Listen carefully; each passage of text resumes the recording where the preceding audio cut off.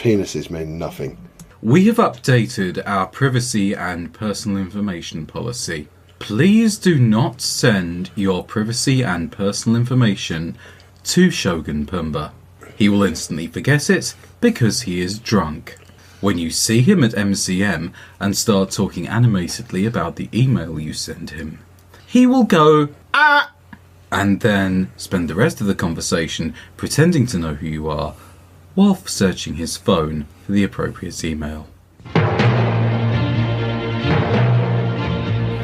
Drunk blokes, oh won't you come and be a drunk bloke?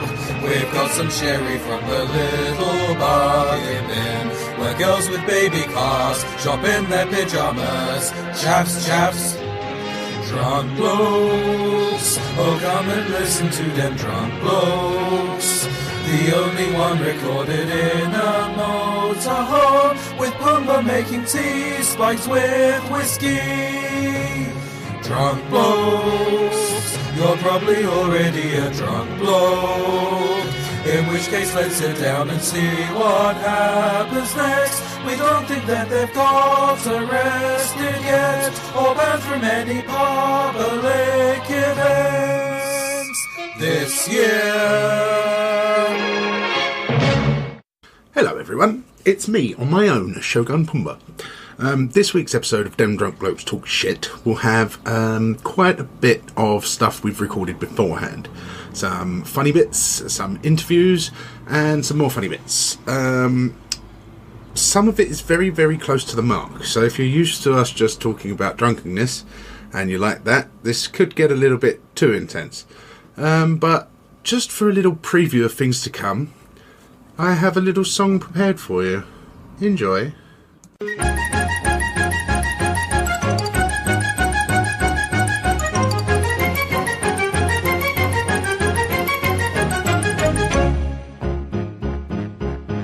We booked ourselves a podcast with the bloke who's off of Champions. We're trying to do the interview, but Dalek's on the floor again. We tried some of the voice guys, weed and Biberium. We had to get a stretcher to get him off the linoleum. The voice guys heard us content that is simply quite insane. This THC content would take down steps to Rastafarians. If we'd seen what was happening, we'd snatch the bloody thing from him. It's stronger than the stuff we got in Burtuck from Romanians. It's stronger than the stuff we got in Burtuck from Romanians. It's stronger than the stuff we got in Burtuck from Romanians. It's stronger than the stuff we got in Burtuck from Romanians. He's currently horizontal upon the sofa and snoring. If he doesn't straighten out, then Pumbaa's gonna murder him. Our podcast credibility is taken quite a slandering, cause after just 4 puffs of ganja, Dalek's on the floor again. Our podcast credibility is taken quite a slandering, cause after just 4 puffs of ganja, Dalek's on the floor again.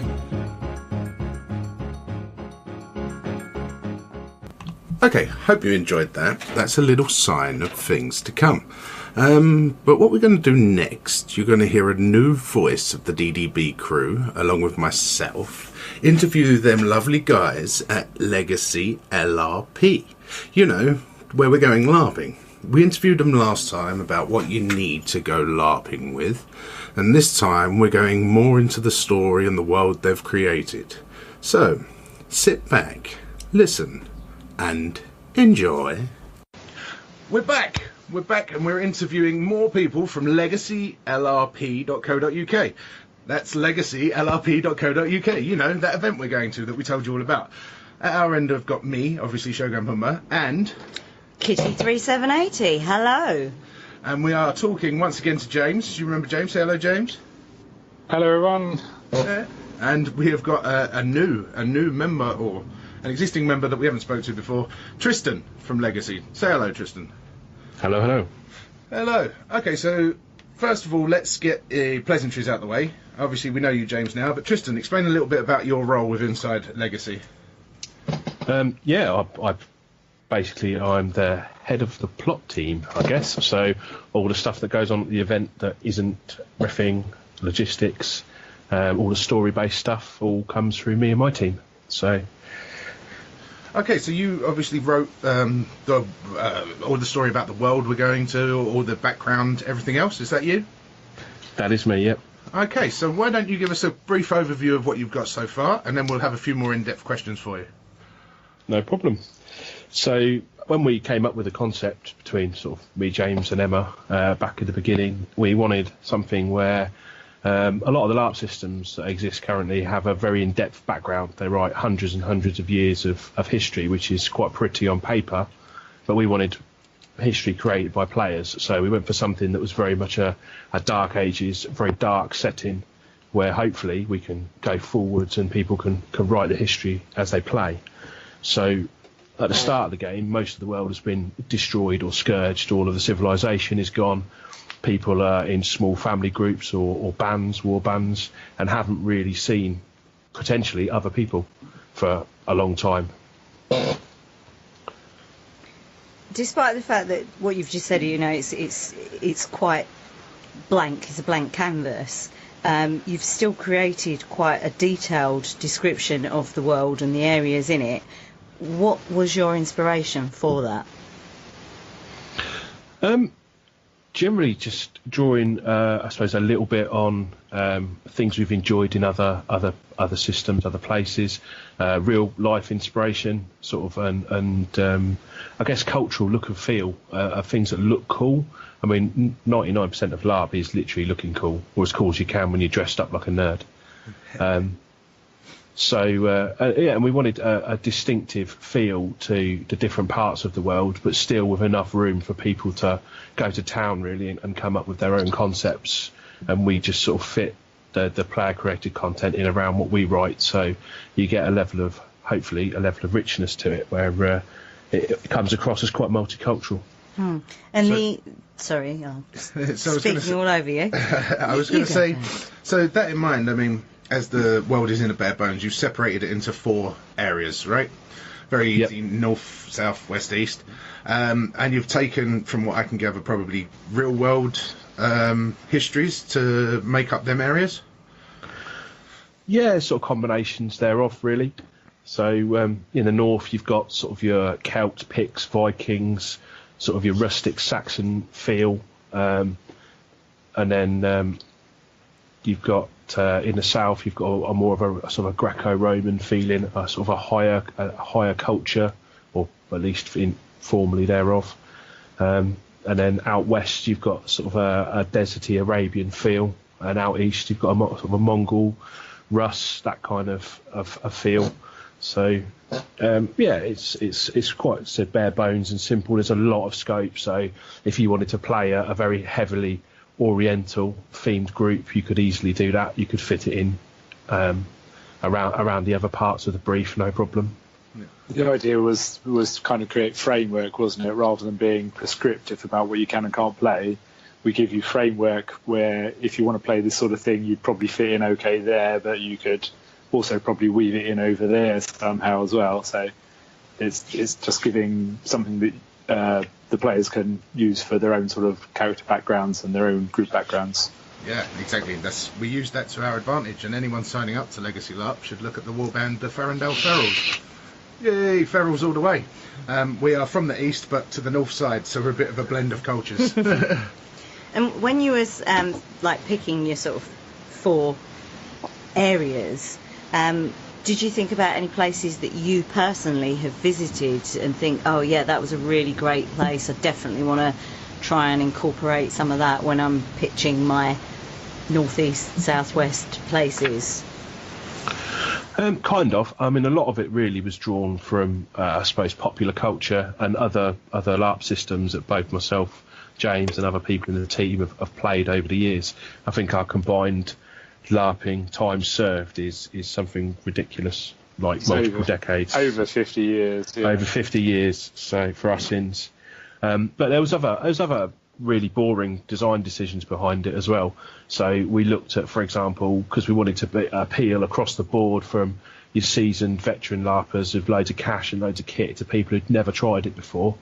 We looked at how we could layer up the costumes, which is why in the kit briefings the costume stuff is basically split by sort of simple and slightly more complex, and there's not a lot of, like, if you go to some systems, there's a lot of you buy different armor skills to be able to wear different things. We didn't really want any of that because it puts a lot of emphasis on people's kit, and we wanted a lot of the emphasis to be around the group and the game and the experience, because let's face it, what armor you're wearing is a lot less important than how cool you are and what cool stuff you do.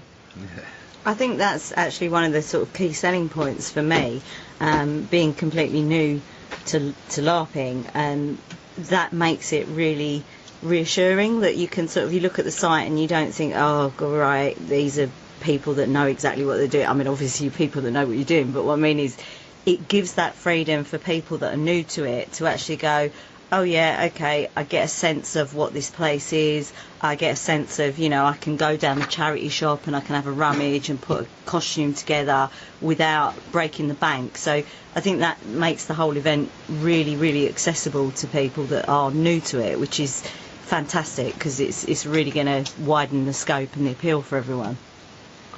Yeah, definitely. And I mean, in all my years of LARPing, nothing else has ever been more apparent than if people get involved in the hobby and get brought into it and, you know, really get excited by it and buy into it.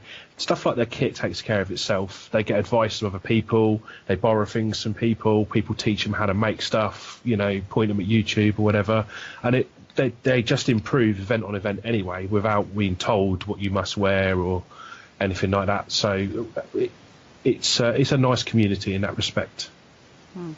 The stories that you've made, because apart from the areas, you've also created some little stories, some background to the places and people in those areas. So obviously people can get involved and be like, oh yeah, we're from this area and we know about so and so. When you've created some of those stories, did you have any particular people in mind? Were there friends, exes, anything like that you've sort of gone, oh yeah, I definitely want to use that person as a character? That sounds awfully deep water. I'm quite shallow. Mostly I drank half a bottle of wine and wrote it on a notepad and got someone else to proofread it afterwards. Most of my best creativity is in stuffed up text files all over my desktop written at weird times of the morning. James has to do quite a lot of proofreading, unfortunately, between me and the other guys in the plot team. That sounds like my kind of writing. Team effort. Yeah, get half cut and then just sit there. I mean, we come up with the background for our group and our god, 5 o'clock in the morning? Yeah, 5 o'clock in the morning, pissed out our heads, put it together and sent it to you, and luckily got okayed. Yeah, that's good. So yeah, you've also gone into the gods, different gods for different areas. I mean, what was you like? Did you try and pick that from complete fantasy, or was you trying to base them on actual religions you know of? Again, it's a mix. So if you know anything about sort of the Irish and Celtic mythologies, Babcatha's referenced quite a lot in that mythology. Some of the East was based on Tengrism, which is all sort of very heavily symbolism based, which it makes it a little bit complicated conceptually at LARP, because, you know, rolling out somebody who is a rock or a tree isn't that interesting. So we have to dress it up a little bit to make it exciting. And yeah, the South again. I used. I've been a tabletop role player for many years longer than I've been a LARPer, and I've been running a couple of different systems probably for 20 odd years, and some of that stuff was taken as inspiration from that. It was easily lifted out and changed to fit. And the West was based sort of heavily on Egyptian mythology, really. The sort of human animal hybrids and the symbolism. They had very concise, perfunctory gods that did like one thing, you know. This god's the god of spoons, this god's the god of the underworld, this god's the god of rivers. So, but really most of it was just examples, because obviously it's quite hard for people to conceptualise things without a baseline or a point of reference. So it was just really stuff to kind of get people started and try and help them put stuff together. And on balance, we'd rather go with player created stuff than, I suppose, the stock stuff that we created. So we're looking forward to rolling out a plot based around stuff that people have written, like your own deity, Marab, and I think we've got at least a couple of deities in every quarter, really, that have been created by players. So brilliant! I'm impressed you remembered the name of our deity anyway. I was doing some writing around it earlier. So splendid! Looking forward to that. Really looking forward to that. And obviously, you have to have a lot of creativity to come up with these things. did you read a lot as a child? What sort of books did you read? What got your mind going down this route of exploring different realms and fantasy and places and people like that? Yeah, I read a lot as a child. I started out with the pretty atypical sort of Enid Blyton stuff and Tolkien, J.R. Tolkien from a very young age as well. Moved on to like Raymond Feist and a lot of like Wheel of Time, all that sort of stuff. But I suppose, like I said, more recently I got, in my sort of formative late teenage years, I got into tabletop roleplay via some friends who'd been playing second edition D&D for years and stuff like that, and I'd never done anything like that, so I was all wide-eyed. And once I got started, I played 2 or 3 times a week when I was young, and I still play at least once a week now. So and you build up quite a back catalogue. You'll have to jump into one of our games if you can drink enough. What I was going to say, okay, so you've laid this framework out, obviously, of the areas, the culture, and the deities themselves. What sort of guidelines will you give to, say, someone that wants to create their own stuff? What sort of guidelines would you give them so that it fits in well with your system? Firstly, steer clear of the bad stuff. I mean, as much as we're all for bad guys, there's a couple of, obviously, topics that don't need touching on, which is, child slavery and non-consensual sex, all that kind of stuff. But everything else is pretty fair game. You can be as good or as bad as you like in the broad scope of LARPing. Have an idea of... It's very easy to write 2-dimensional deities. If you write a deity that only deals in one thing and only produces one outcome, it can be quite hard to write interesting plot for. Whereas if you leave it a bit more broad, it gives it some wiggle room to make interesting plot around. In terms of things like groups and characters, it's a case of, I would always say, of pick a style or a theme for your group. Perhaps come up with some things like hospitality or quirks and tics that make your group unique, that you can all replicate in character, which means that eventually people will know you just by the way you behave as well as the way you're dressed. Obviously, I mean, things like costumes, matching costumes, shields with motifs on, all that sort of stuff help. But right down to just the way you all act. If you're from a particular region or an area, you can really convey that. So it's not always necessarily about the stuff that's written down. You can conceptualise quite a lot of that sort of stuff and give yourself some real character, which makes people want to interact with your group. Nice. I mean, hopefully we've got that down. I mean, everyone's got a tankard, right? Yeah, everyone's tankered up, and that's about it. And a bushy-tailed secret greeting that people must learn as their initiation to the warband. No. We haven't got that. We haven't got that. That's off the fly. I'd quite like that. We don't do that. I know, I won't bring my furry tail. You can. No one's stopping you. So you can totally wear a tail, that's fine.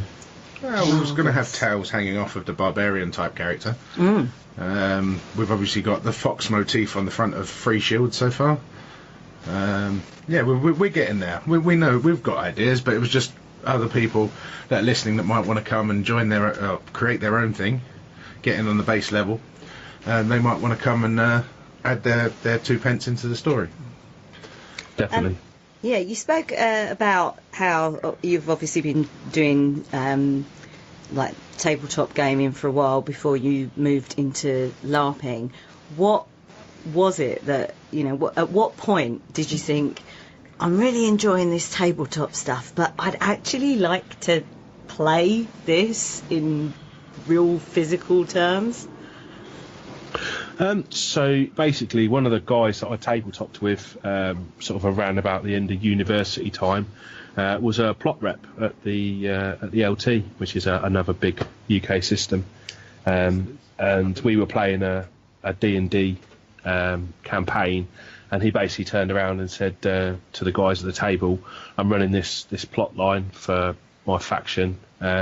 Would you like to come along and monster for us and crew and help out and stuff?"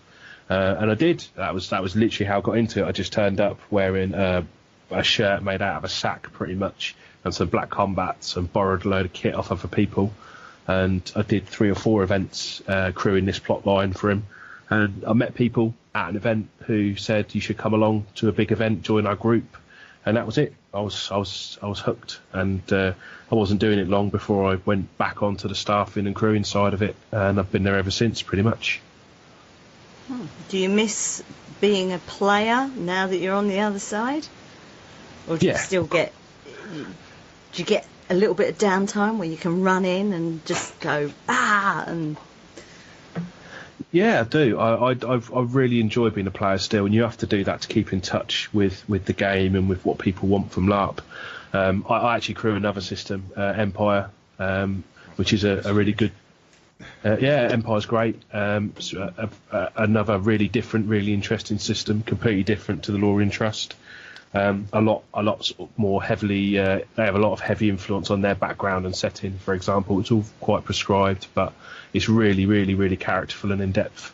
I crew there, and I get a lot of playtime there. So that's where, although I don't do much running around, I do a lot of walking and drinking and talking. Yeah, we've got a new rule under our warband. There's no running to or from anything, because otherwise we're just going to collapse in a heap of unfitness. Suits me down to the ground. And very wise. so you've been doing it for a long time. Both of you have been doing it for a long time.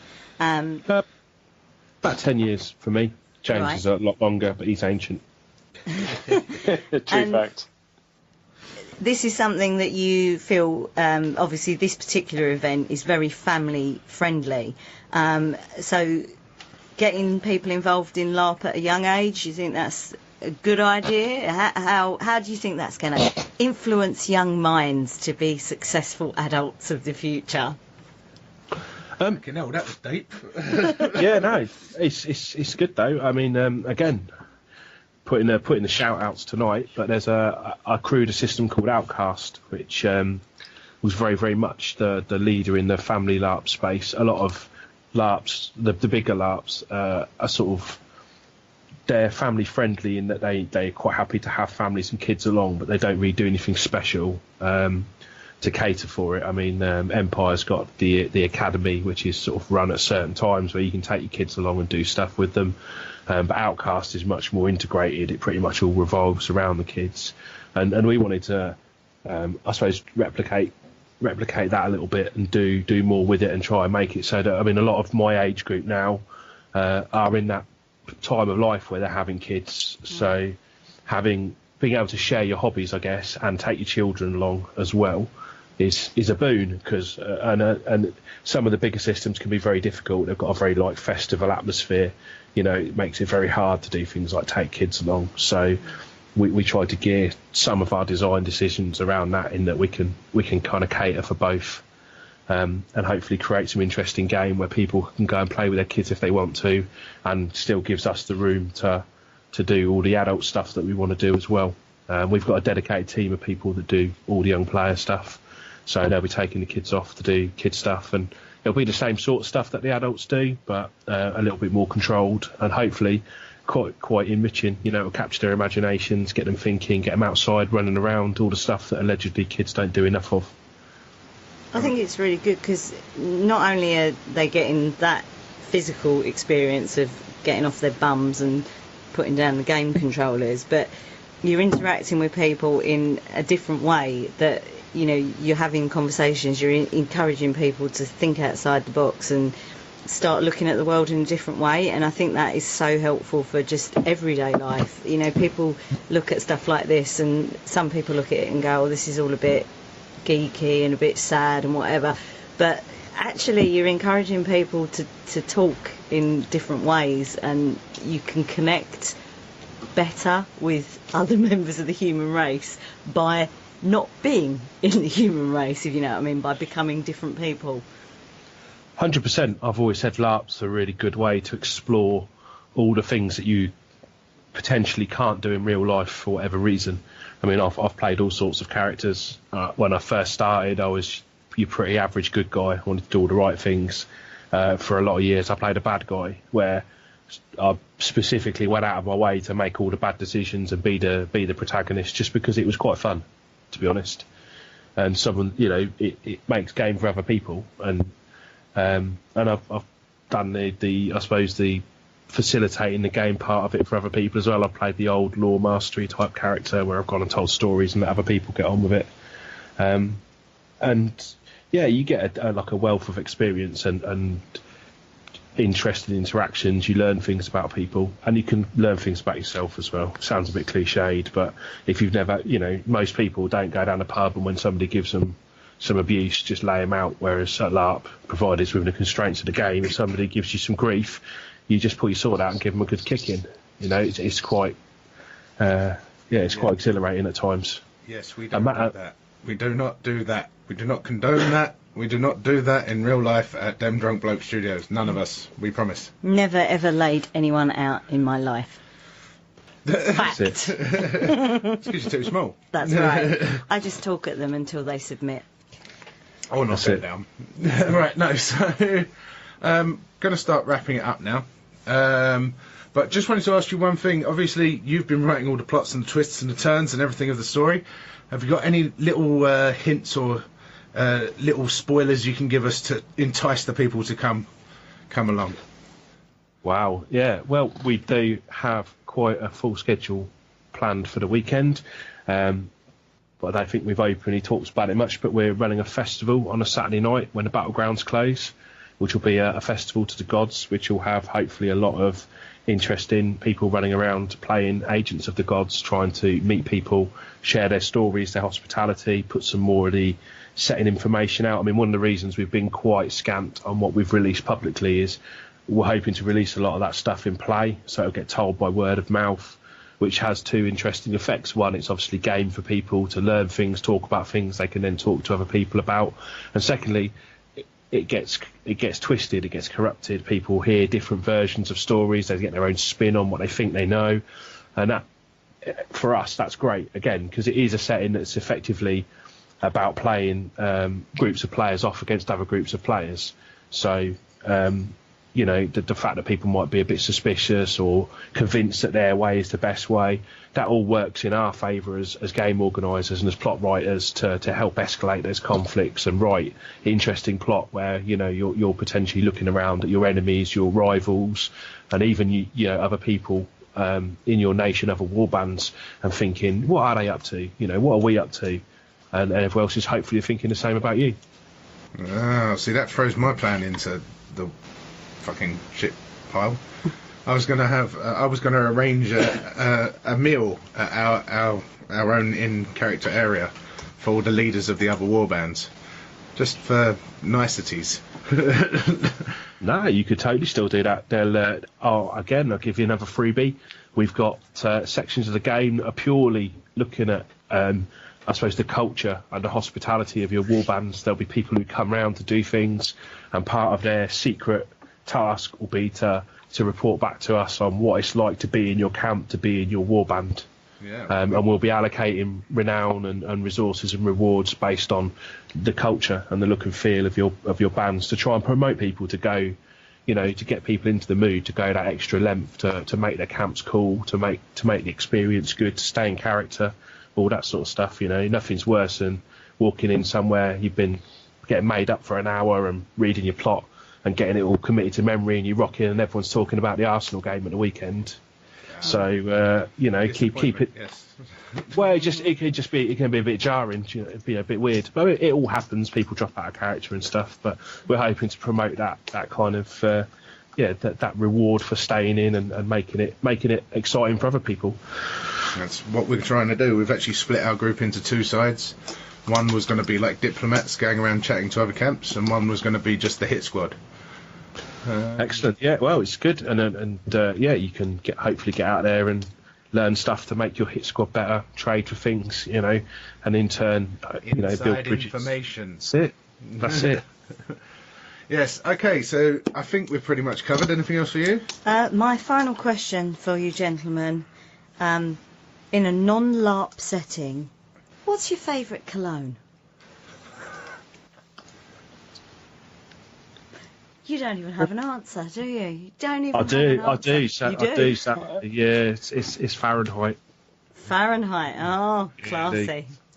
I was going to go for Newcastle Brown, but I'm not quite sure that's the right answer. I think Newcastle Brown is more suited to the LARP environment, but I think that Fahrenheit not strong enough. is more suited to the OC area. Hey man, we might be LARPers, but there's nothing that says we've got to smell bad, all right? So. No. I honestly thought your answer was going to be horseshit. That was a different character, man. That was a different life, all right? I've played characters Not a that tramp smell anymore. nice. That's it. But, yeah, and also, who drinks Newcastle Brown? You only buy Nuki Brown when you've got to hit someone with a bottle. Well, yeah, and it's not even made in Newcastle Or anymore, if you're old. so, yeah. As been pointed out, I'm quite old, so... Yeah, it's still Sprite as a sprightly Sprite. As we found out when you came and battered us all around the head for our safety Very lesson. much so, yes. He told me about your fighting lesson. I think he's just about recovered now. Yeah, Ready the for the scars next have gone down. Yeah, I do apologise for that. I think that only 2 of us survived. The rest of them are battered to death. So, yeah, that's obviously this is all coming up. When? Let the people know. It's coming up on the 6th to the 8th of July. So, like I said earlier, only a few weeks now to get in and get involved. And Which there you should are all do. places still available, so there's plenty of Absolutely. room for people to sign up. And it's very friendly, so anyone who's not done LARP before, don't worry. These guys are lovely. They're going to look after you. They've got a fantastic team. And obviously, if you don't have a bunch of people to come with, Farrendale Ferals are the best war band that you could possibly join. So, you know, just get As in long touch as with you're them over drunk 18. blokes. That's right, over 18s only, unless you've got a really, really good fake ID. Not at all. Obviously, we will accept everyone, but you'll be going home early. Right, so where can they find all the information? Where can they get tickets? Where can they see everything they need to know? Go on, James, I'll let you talk this time. So we've got a website on legacylrp.co.uk. That's where you can find all the event dates, all the rules, and where you can sign up and book up. We've also got a Legacy LRP Facebook group where we make announcements about various bits and bobs. So sign up there, chat to other players, etc., etc. You can also find us on Twitter and Instagram and stuff like that. It's all linked off the website. Wow, James, So- you are old. Something social media. Have you yeah. got a MySpace page, perchance? Is it legacylab at AOL.com? Oh, dear. Okay, so I've obviously been Shogun Pumba. I've been assisted today by Kitty? that thing. And these 2 guys have been... James. Tristan. And they will be at Legacy LARP. So get yourselves down, meet them, meet us, smash us with sticks. You know the coup. We'll speak to you later. Bye. Bye. Bye. Laters. Cheers. So that was the interview with the Legacy LARP guys. I'm still here in the studio, and someone's joined me. I have joined you. You are here. I am I. You are there. I am I. I am I. All because Rastafari. all because of obviously I sounded like a nighttime presenter on Radio 4 talking on my own. So we've got Matt in the room so I can berate him and sound more entertaining. Or Classic FM. Classic FM. Yes. Nah, I think more like the shipping hour on Radio 4. Rastafarians. Yes, so what happened the other day? Obviously you heard the little song earlier. Basically the other day we had Dalek Sex in the studio. We did. He came down and we arranged a interview with the Champions one and only Mark. The Champions. Champions, yeah. And we I wasn't in the interview, but No, I you did came meet after. him afterwards on Skype still. yeah, Just because he was highly amused at what was going on. Yeah, so basically I've got a little bit here, which is the safe part of the interview, a full 18 minutes of it. Yeah. If you want to hear the rest of the interview and what happened and general conversation, I'm going to edit it in with an episode we recorded with Dalek through that night after he woke up from...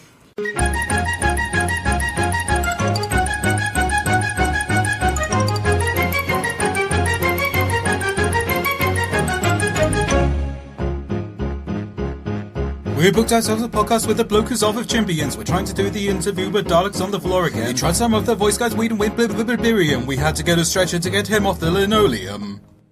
The voice guys have content that is simply quite insane. This THC content would take down steps of Rastafarians. If we'd seen what was happening, we'd snatch the bloody thing from him. It's stronger than the stuff we got in Burnt Up from Romanians. It's stronger than the stuff we got in Burnt Up from Romanians. It's stronger than the stuff we got in Burnt Up from Romanians. It's stronger than the stuff we got in Burnt Up from Romanians. He's currently horizontal upon the sofa and snoring. If he doesn't straighten out soon, then Pumba's gonna murder him. Our podcast credibility is taken quite a slandering, cause after just 4 puffs of ganja, Dalek's on the floor again. Our podcast credibility is taken quite a slandering, cause after just 4 puffs of ganja, Dalek's on the floor again. So yeah, now listen to the short interview we have with Mark from the Champions. So, today we are in the studio with...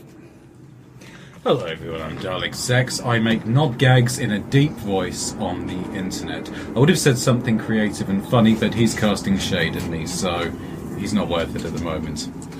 And I also have... Someone with a worse intro than that. Yeah, that's the voice guy, believe it or not. But what is very special, what is extremely special, which has only happened for the first time, is that I've managed to get someone from the Champions RPG podcast. I've got Mark on the other end of the line. How are you? Hi, yeah, I'm great, thank you. Yeah. Do my voice go? So, Mark, Not nervous at all. don't be nervous. There's no need to be nervous. Look, I've allowed you into the studio itself, and how professional it looks when you can't see the washing machine in the background. It looks like a serial killer's nutty room from a low-budget movie. Pretty much. Yeah, you've already shown me the axe, so... There was no axe. There was an axe. Okay, so Mark, you've obviously been running Champions for how long now? Just over 2 years, I think. Okay, so explain what Champions is for the people that haven't actually gone out there and listened to it themselves. Like me. So, yeah, we're an actual play podcast, but we're not doing D&D, amazingly enough, or Call of Cthulhu, which seems to be the two favourites at the moment.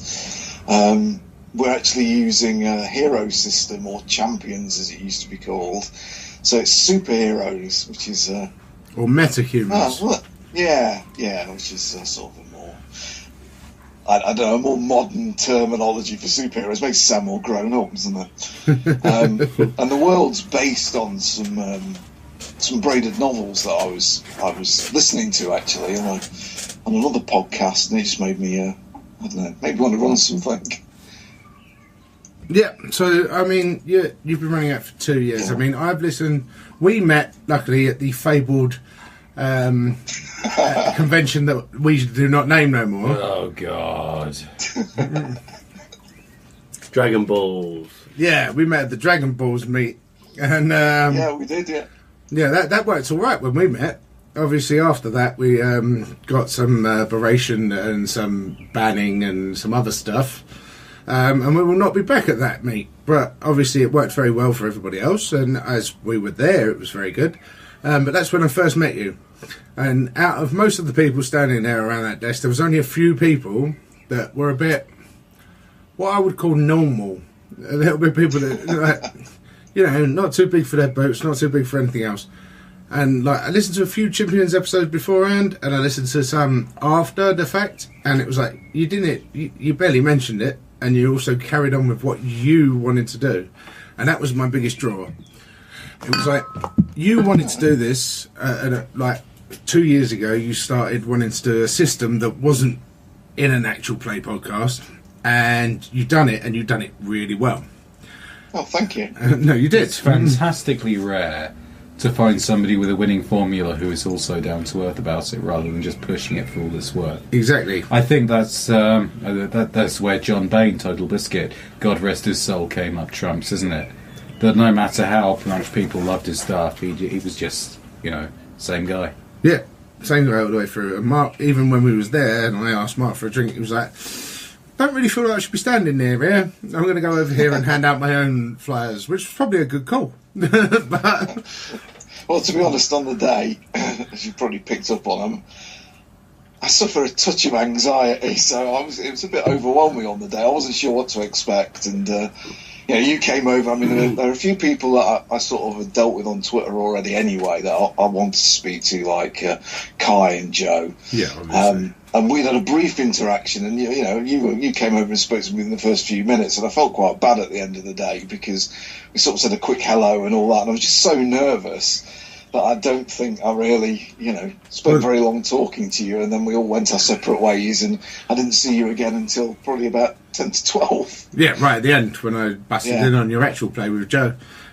God bless Joe. We love Joe. But that full day, it was like we suffered the same thing. I mean, we literally, me and Logan walked through that door and went, "Fuck, this is bigger than us." Yeah, luckily, we've got a big crate of beer. Everyone have a beer quickly so they could be our drunkness, and then that was about it. And this is why these guys don't suffer from imposter syndrome. Everybody else walks through the door and goes, oh my god, I can't do this. All of these people are here to listen to me and I can't do it. This lot, fuck it. Like, hey! We're drunk. Yay! Well, we wasn't at the time because it was like 8 o'clock in the morning. You was in the car. But we walked through the door and it was like, luckily, I've got a crate of beer under my arm. Let's give everyone a crate of beer and then I'll feel... drinking gin on the drive-in. I think you were a couple of hours in before we got there as well. So I was about an hour in before I got there. I was not. I was so nervous. I think you put out the fraud alert tweet just before we went, and it was like, "Fuck, that is us." Like we looked at everybody else's podcast, we've heard everybody else's podcast, including your own. And it was like so much better and so much clearer and everything else. But in fairness, it did give us a drive to be better after that because of how downtrodden I felt after being berated by some of my heroes. It was like, right, that's it then. Let's get better. yeah, you did get a bit of a thrashing afterwards. Didn't you? Yeah, I did. Drubbing, shall we say? And well, I took it. I don't know the ins and outs. I mean, you did an episode on it, and I did listen to that. Yeah. And I think you handled it in the aftermath quite well. And I warmed to you personally a lot more because of some of the things you said on that as well. Because, there's certain things that I could draw parallels with myself on. Sort of, how you helped with it, and the initial thing of oh fuck this, I'm just gonna pack it up. I can't be arsed. Yeah, nearly happened. Yeah. But yeah, it was a berate. It was a berate from a certain half of the people there, and then a certain pickup from the rest of the people there. You yourself included, sent us some very nice messages, and I mean seriously, that did get me out of a flunk because it was all going to end. Like literally, I was pushing away my own friends that I've known for a long time, and going, "You fucked it up." Blah, blah, blah. And then there was that tweet that I will always remember when you said, "We are dem drunk blokes." That's right. And that's what we do. And it's pretty clear. Pretty clear what people are getting straight from the off, don't you? So also helped with the Times mention. I've got to be saying Sunday Times, the revival of D&D, How We Roll podcast, them formal gamers, and them drunk blokes. I was like, how did I get into that list? I mean, seriously, that list is like, woo! And then there was us, and it was like, oh, I'm in the Times. Let's do something. Well, you obviously made an impression. May I ask, did you ever hear what happened to Tacky on TV? No. They were this was before the era of podcasts, but they were a small Doctor Who fanzine at the time. But they'd gained massive support from the community, and they were sort of like the talk of the town. But they were very down on Colin Baker because, let's face it, who the fuck isn't? Who isn't? Yeah. And they walked into the convention and all the guests were there, and Colin Baker just stands up and takes them apart. So calls them childish, immature. They basically spent the rest of the convention hiding in the toilet. But then their fans came back and said, no, look, seriously, we want you to keep on with what you're doing. That's pretty much what happened to us. Our heroes shut us down, but then people we didn't know before we went there built us back up again, and now here we are, talking to one of them people that do so much better than us. So, Champions itself. Go. Go. Oh, God. Well, as I say, it's an actual play podcast. There's 3 players. We get reasonable sound effects, not sound levels, mainly because we have to play over Roll20 because, well, one of the guys is in London, I'm up in the East Midlands, the other two chaps are in the East Midlands as well, although one of them was down in London when we started, so we're forced to play, online. So we're all recording separately into our own mic, so we don't have the problems that people have when they sit around a table, because you've got a dedicated feed for each person, which makes things easier to control, but a damn sight harder to edit, just because you've got 4 times the volume of stuff to go through. And more expensive than you would have thought. Yeah, I mean, this podcast, as much as it sounds awesome, is all done on one input. We don't have none of that. That sounds like that's posh people up there. We just got one mic sitting in the corner of the table and let's have a go, see what it sounds like. Hence why we sound like shite. Yeah, that's not a joke. You really do sound like shite. That's copious amounts of editing. With one input, that's copious amounts of editing. Yeah, I can imagine. God, yeah. don't talk to me about editing. I mean, doing it the way you do, if you wanted to get that sort of level of some of them, it's a mic each and a mixing board and all that, we just couldn't afford to do that, spending, even for sort of an entry-level mic, 60, 70 quid, if you've got to do that 5 times over a mixing desk, no. The stuff that I see in the background on big YouTube shows, like the Game Grumps, just terrifies me. They must have a full corporate setup there. Yeah, I mean, your one sounds so good. Obviously, because it's coming in from over the internet, you get like inputs all over, right? Yeah.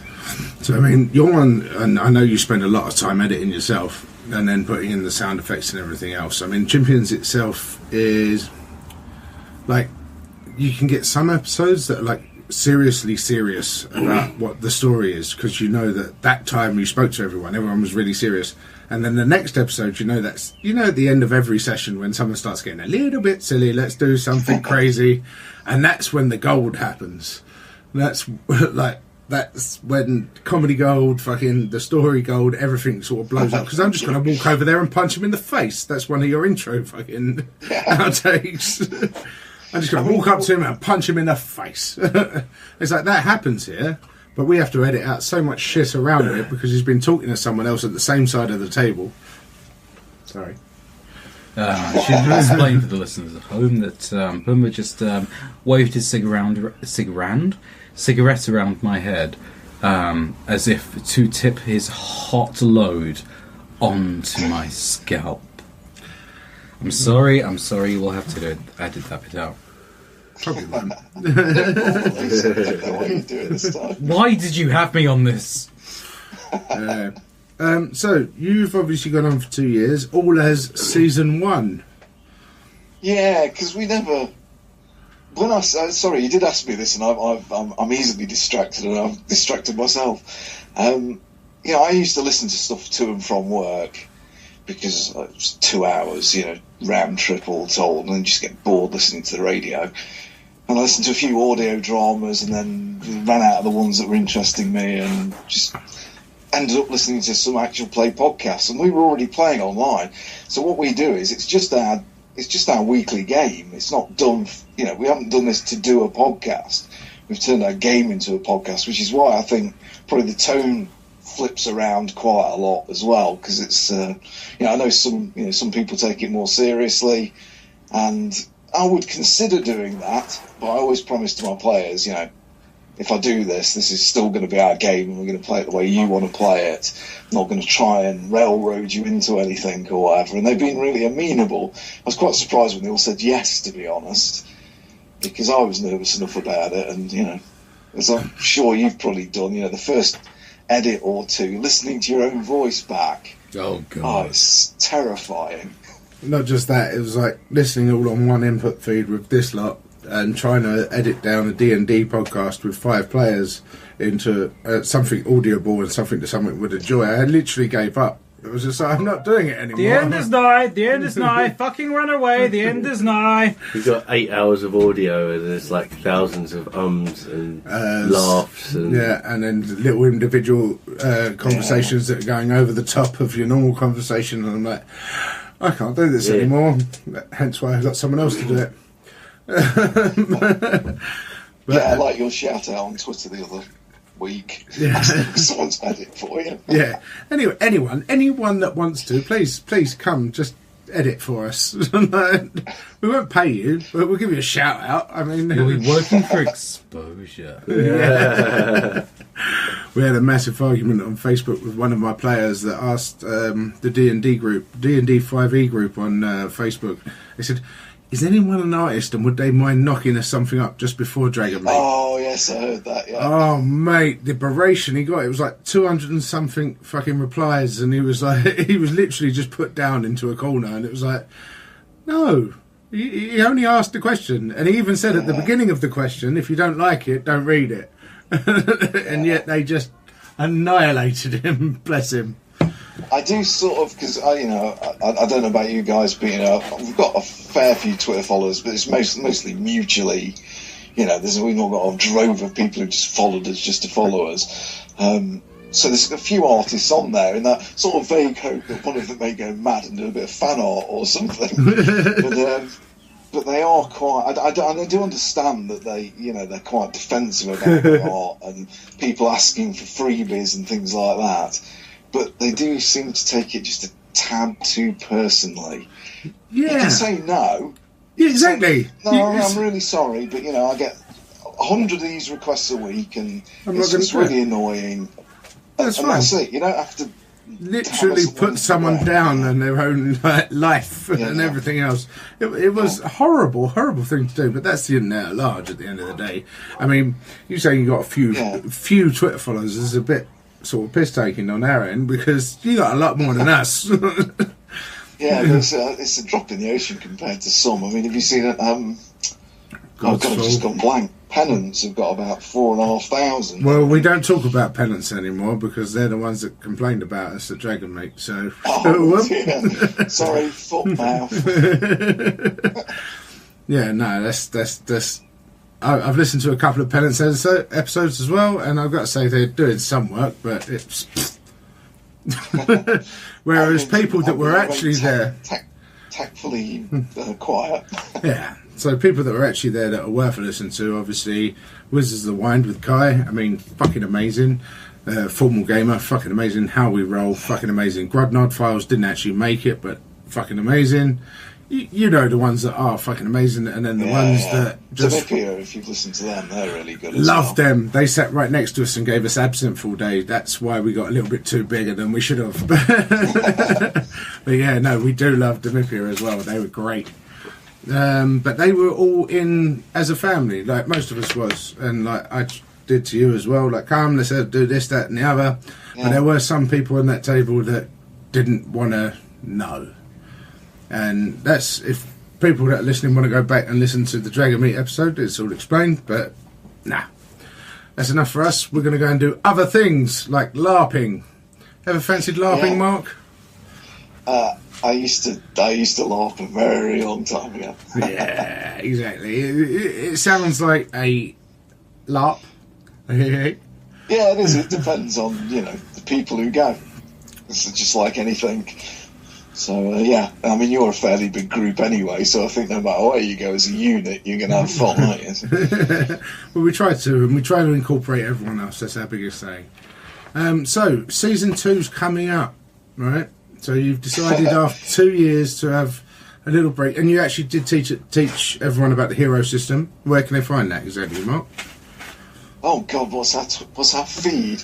Well, you can find it on our website, which is www.champions.co.uk. It should appear on iTunes, or it should appear on Stitcher as well, I think. But anyway, if you've got a podcast aggregator, it'll appear if you search for Champions RPG. Right. So obviously you've got. I'm doing a shit job of advertising this, aren't I? It's your job, man. It's your job. You're the sole runner of this stuff. So, obviously, Season 2's coming up anyone that hasn't listened to, can we have some highlights of season 1, followed by a little brief preview, shall we say, an exclusive preview of season 2? Highlights of season 1. Well, we've done a few superhero tropes, I'm afraid. So yeah, the players are superheroes. They work for an organisation called Echo, which is a large peacekeeping force. And the first season takes place where a few events are going on, but the primary one is the Earth is attacked by some unknown force dressed in power armour and clad in swastikas. A Nazi. And they end up going. You right there, man? Hey. Daleks on the floor again. So that was our interview with the Chimpions, Mark, and you can find them on Twitter at ChimpionsRPG. You can find them on iTunes. You can find them on Stitcher and any good podcatcher. Go and have a listen. Really, really nice role-play, actual play podcast, and a great laugh, as you heard there. They are. Nice people. Very nice people. If you want to hear more from them, that interview, and Dalek being in the studio, look out for our next episode after I heavily edit it, because... Daleks on the floor again. Yeah, there's a lot of that going on, and we need to obviously edit out all the... Daleks on the floor again. Because there was a lot of... Daleks on the floor again. But it was really good, wasn't it, Matt? Because you showed up later on in the night. I'm assuming you mean there was a lot of clapping. Well, that was the editing secret. They're going to hear Dalek's on the floor again. I turned up when Dalek was already on the floor. Yeah, you showed up when Dalek was on the floor, and that was the end of that interview, which I will edit in. I've got a few outtakes that I can put in at the end of this episode after our outro, but most of them will be put into a long episode of me and Dalek On the floor again. And the voice guy and Logan, Yeah. all chatting. It was a great night, to be honest with you. Yeah, it was. Great to have him here. Dalek makes awesome kebab. Yeah, he does. He made a homemade doner kebab. It's fucking awesome. Yeah, basically the man's just got so many talents. And talking about his talents, one of them is Dark Souls. And I've got Dark Souls Remastered. And we're going to do Drunks in Lordran. We're going to Twitch or YouTube, or YouTube stream. We ain't decided yet. We ain't decided yet. On Tuesday evening, around 8 o'clock onwards. So this Tuesday, me and Dalek will be. Dalek will remote play in and tell me what to do as an idiot and a drunk, and him as an expert, and we'll see how far we get. Basically, a lag. Yeah. Which should be fun. If that is fun, and if we get enough things to that, obviously it will go on the YouTube channel, and we get a response from that. We'll make it. But more importantly, voice guy won't be in the same vicinity as Dalek, so Dalek won't end up. Dalek's on the floor again. So yeah, we'll have that going on, and that will go out. And as I said, if it gets popular, maybe what we'll do is we'll get other drunks in Lordran. So we'll get like yourself, maybe the fantastic Mr. C over. Trying to walk me through Dark Souls. Yeah. Me. Yeah, you. Me. Yeah, Mr. Rage quit himself. I'll bring my own controller. Yeah, I suggest you do. Maybe even your own fucking PlayStation and TV. Fucking fuck! Things go through the fucking wall. That's very loud. Yeah, that's what I thought. But that's been it, really, for this episode of Dem Drunk Blokes Talk Shit. You've got an hour or so out of us. As I said, them outtakes will go out at the end. Remember, go to legacylrp.co.uk. That one. Come join us. I mean, tomorrow I'm finishing off making our weapons, or my weapons. We've got the Tearcaker making his armour and everything else. The Tearcaker. Yeah, all my stuff should be delivered next week as well, like all the clothing and everything else. I need to go to the shop.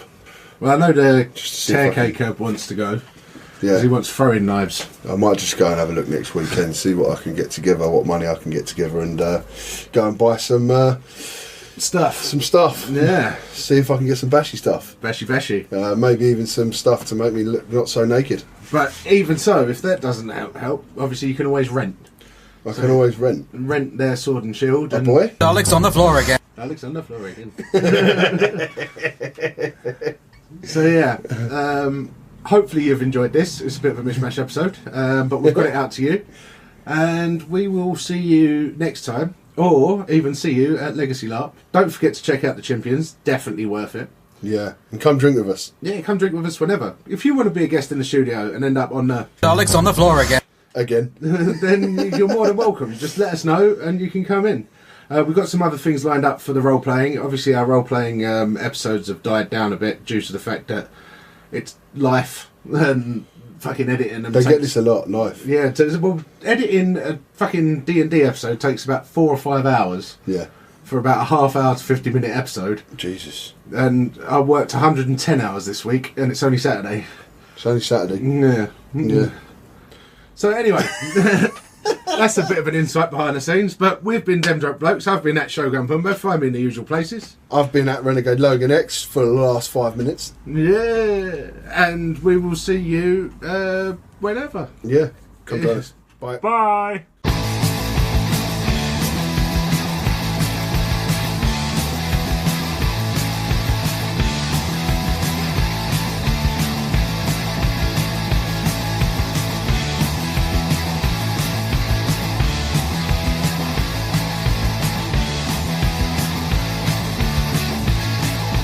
Hey, oh, drunk blokes. Hey, oh, drunk blokes. Hey, oh, drunk blokes. Hey, oh, drunk blokes. They can't walk in a straight line.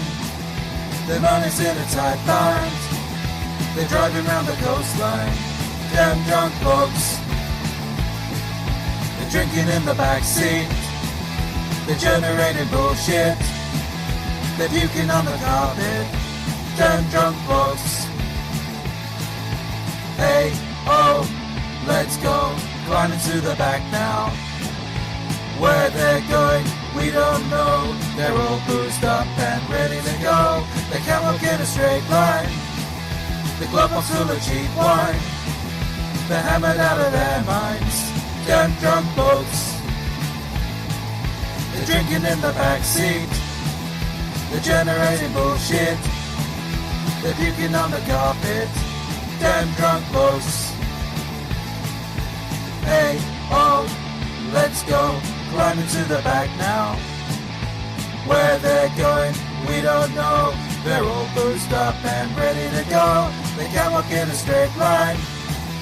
The bottle's full of cheap wine. They're hammered out of their minds. Damn drunk blokes. They're drinking in the back seat. They're generating bullshit. They're puking on the carpet. Damn drunk blokes. Hey, oh, drunk blokes. Hey, oh, drunk blokes. Hey, oh, drunk blokes. Hey, oh, drunk blokes. I mean... Yeah, have you seen how much our Patreon is worth? You seen how much ours is worth? Because we ain't opened it, so it's nothing. Nothing. That is a good thing, because I'm not being nasty to all of the people I follow that are on Patreon now, like Nick Nocturne and people like that, but everybody I know who goes on Patreon suddenly stops producing videos like every week and starts producing them every 6 months. Yeah, they get a little bit overwhelmed by it. So, that might be a good place to start. Let's actually introduce ourselves, and let's go into that to start off with, and then we'll go into obviously your history and how you started and everything else, and then we'll see what happened after the Patreon. Hello. So, 10 seconds of silence. That's enough.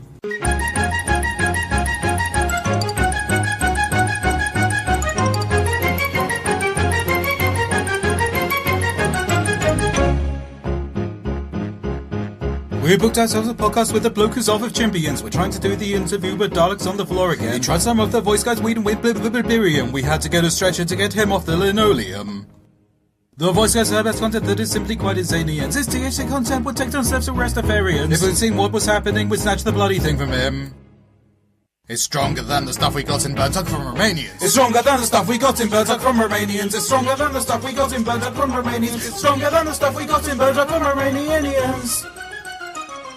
He's currently horizontal upon the sofa and snoring. If he doesn't straighten out soon, then Pumba's gonna murder him. Our podcast credibility is taken quite a slandering, cause after just 4 puffs of ganja, Dalek's on the floor again. Our podcast credibility is taken quite a slandering, cause after just 4 puffs of ganja, Dalek's on the floor again.